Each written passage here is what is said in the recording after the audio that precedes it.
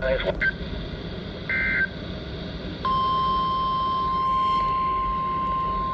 Here we go again. This is for Neosho, probably. The preceding was a test of NALA weather radio station KJY82's warning alarm systems. During potentially dangerous weather situations, specially built receivers are automatically activated to warn of the impending This hazard. has good signal this time. Tests are normally conducted by NALA's National Weather Service every Wednesday between 11 a.m. and 12 noon. When there is a threat of or existing severe weather in the area on Wednesday, the test is postponed until the first good weather day.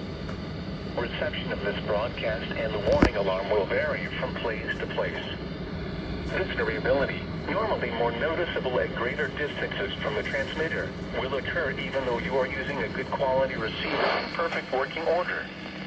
The warning alarm will be activated for watches and warnings affecting the following counties: Jasper, McDonald, Newton, Cherokee, and Neosho. Ottawa. This has been a test That's of for the Neosho in weather Joplin, warning Missouri. system. We now return to normal programming. Here is your weather service forecast for